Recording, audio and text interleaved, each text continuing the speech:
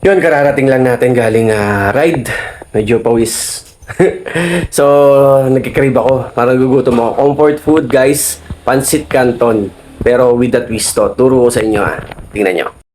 So, ayan guys. Syempre, pakulo tayo ng Pancit Canton noodles. Ayan. So, ang gamit natin is itong Lucky Me sweet and spicy. Ito yung favorite ko talagang flavor. So, hindi ko lang alam kung anong kapag sa inyo, kung anong favorite nyo, kung anong saswak sa lasa, no? So, simple lang yung gagawin natin. Ito yung seasoning niya, yung powder, tapos yung toyo, tsaka yung oil. Tapos ito yung pandagdag, yung egg yolk, at tsaka mayonnaise. So, ganyan, mix lang natin yan. Tapos, lalagyan lang yan ng pasta powder. Yun yung pinaka magiging sabaw niya. Yan. So, ito yung kabila sa dalawang gagawin natin. So, ayan. Yan yung mga masarap na midnight food trip Ano oras na ba, mag-total 11:30 na pala. So, yan yung mga masarap na food trip, di ba? Pancit Canton. So, lagyan natin ng twist. Gawin nating semi-ramen, no? Di ba? Yan. Kuha tayo ng pasta water, tapos lagyan natin yan. Yun.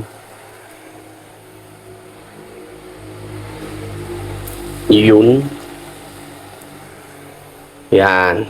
Tapos, haluin natin yan. Yan. Tapos, lalagay na lang natin yung noodles.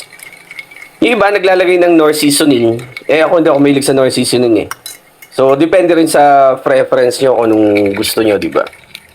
Pero ito, yung idea na ganito, maganda to mga idol. So, huwag nyo lang kalimutan yung egg yolk at saka mayonnaise. Yun yung dagdag ingredients doon Yan, lagay na natin yung noodles. Yon. So, in short, Pancit Canton na may sabaw. O, di ba? Yun.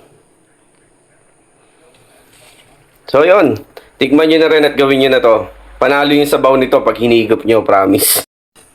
So, ayun na. Hahaluin na lang natin yan, Meron ka ng Pancit Canton ramen with a twist, di ba?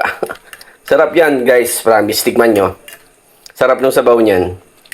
So, umihigop ko ng sabaw, tapos canton yan. Di ba? So, ayun. Tikman nyo na rin. Let's go! Nakalimutan ko palang lagyan itong ating chili garlic. Yan, ang masarap din dyan. Di ba? Panalo yan.